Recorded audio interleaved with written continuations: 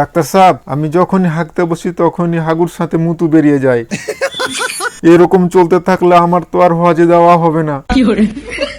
Saudi আরবে যেই না পানির অভাব।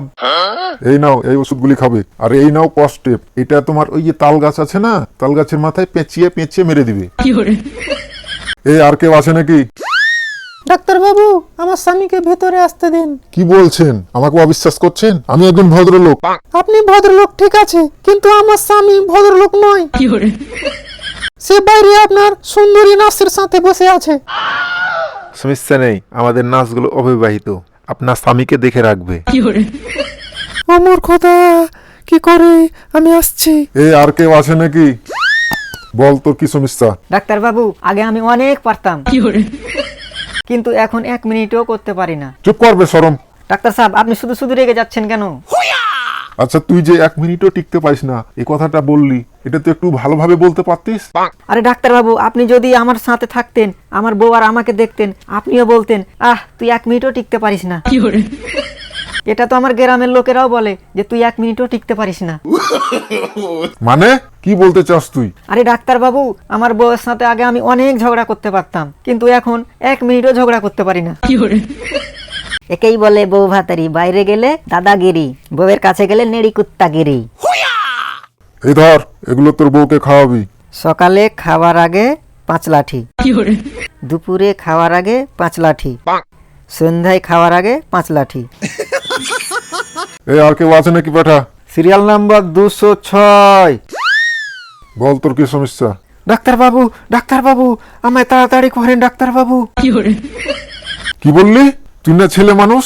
আরে ডাক্তার বাবু, আমার আর সহ্যই হচ্ছে না, এখনই করুন। আরে ভাই, কি বলিস তুই? ডাক্তার হয়েছি বলে কি আমার বাড়িতে কোনো বউ নেই? আরে ডাক্তার বাবু, আমি রাস্তা দিয়ে যাচ্ছিলাম, ওই সময় একটা গাড়ি এসে ধাক্কা মেরে সোজা গিয়ে পড়লাম টিন ফ্যাক্টরিতে। অমনি দেখি সামনে একটা কি যেন পড়ে আছে, হাতে নিতেই দেখি বিচ্ছি, নিচের দিকে তাকিয়ে দেখি একটা, আরে আর একটা নেই।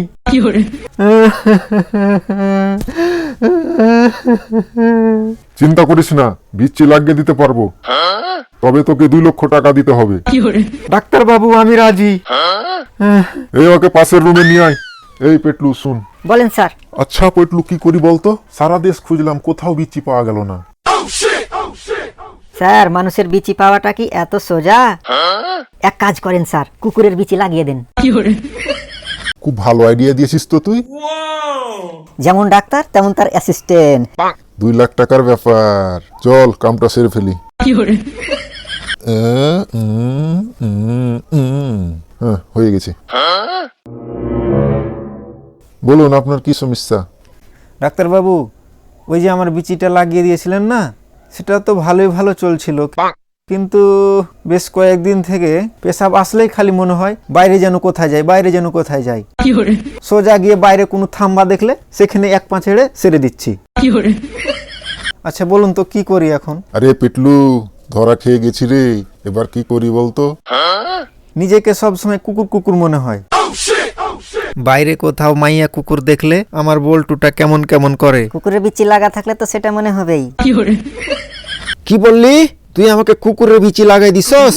হারামজাদা, আজ তোর 12টা বাজিয়েই ছাড়বো।